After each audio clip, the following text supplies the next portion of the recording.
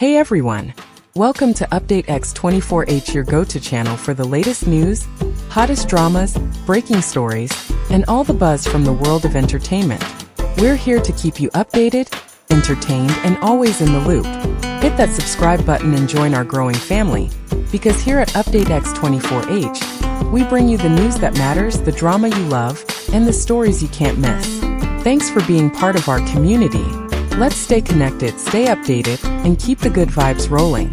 Trust in the entertainment industry is never built overnight. It grows quietly through long hours, shared pressures, and the unspoken understanding that both lives are tied to the same fragile spotlight. For an artist, a manager is not merely an organizer of schedules but a guardian of the spaces the public never sees.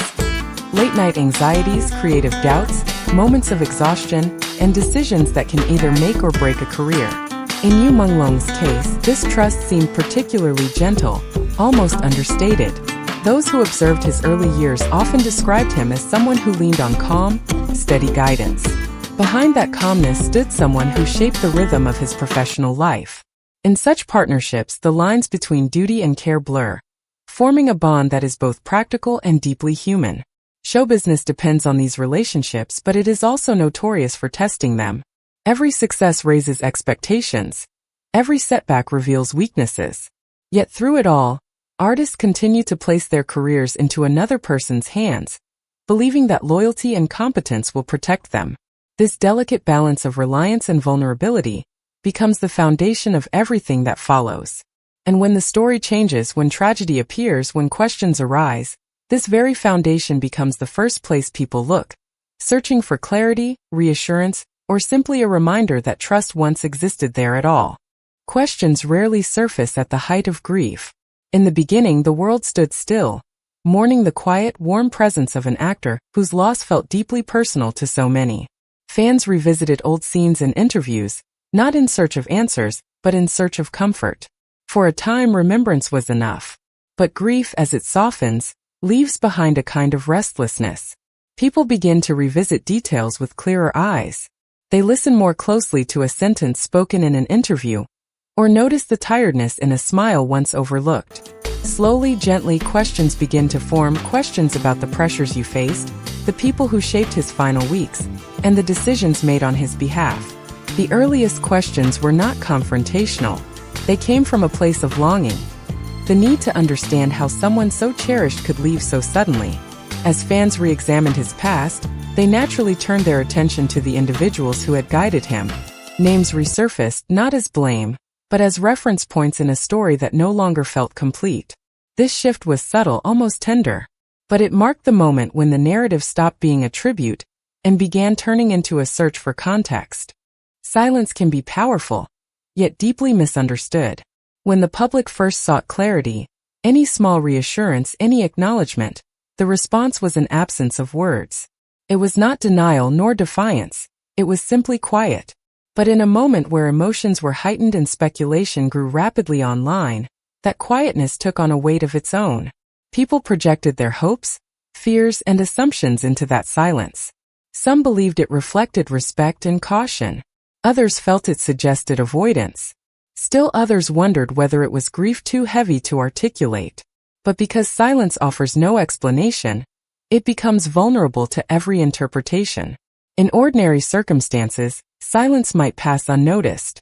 But in the aftermath of loss, especially a loss that felt sudden and unexplainable, silence becomes a catalyst. It magnifies uncertainty. It invites imagination to fill the space where answers do not exist.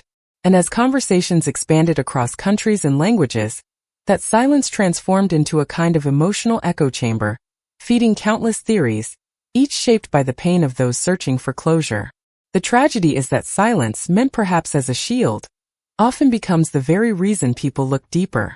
When reports of new footage began circulating, they acted like a spark thrown into a room already filled with tension. Whether authentic, misinterpreted, or incomplete, the footage became more than just images on a screen. It became a symbol of the unanswered questions people had tried to suppress. Audiences around the world paused, rewatched, debated, and analyzed, not out of desire for drama but out of a longing for clarity. The footage seemed to pull viewers back into the emotional landscape they had almost escaped. Suddenly, familiar uncertainties returned.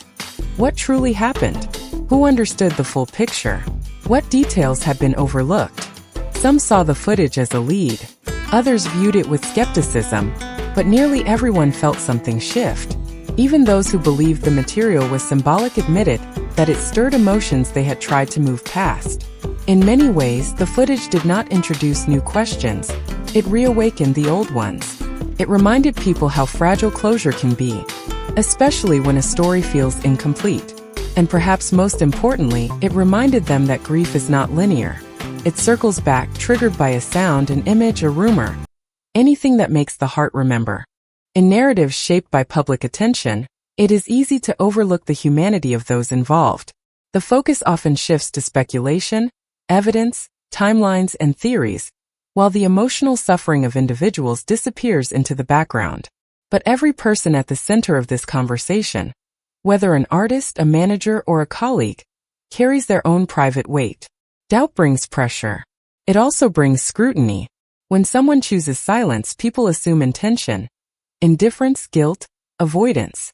Yet silence may come from fear of being misunderstood, from trauma too personal to share, or from respect for boundaries no longer visible to the public. If the manager who once guided you's steps has remained quiet, it may not be because he has something to hide, but because he does not know how to navigate a loss so publicly examined. The cost of doubt is real.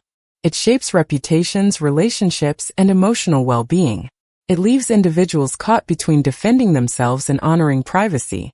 And while the public seeks answers, those closest to the situation may simply be trying to survive the aftermath of a tragedy that reshaped their world. There is always a moment, in every complex story, when two powerful forces collide: trust and doubt. One rooted in past experience, the other fueled by absence, uncertainty, and the aching need for explanation. In the story of Yu Menglong, these forces intertwine with unusual tenderness. The trust he once placed so carefully in those around him has not vanished. It has simply become mixed with the questions left behind. Fans remember his warmth, his sincerity, his gentle presence. But they also feel the sharp edge of not knowing. This intersection, between admiration for the artist and curiosity about the truth, is where the emotional core of the narrative lies. It is not anger that drives the public's interest, but longing. Longing for clarity, longing for closure, longing for reassurance that the world they admired through his performances was as safe as it appeared. When trust meets doubt, the result is not conflict, it is reflection. And through that reflection, people learn more about themselves. How they grieve, how they question, and how deeply they care for those who touch their lives from afar.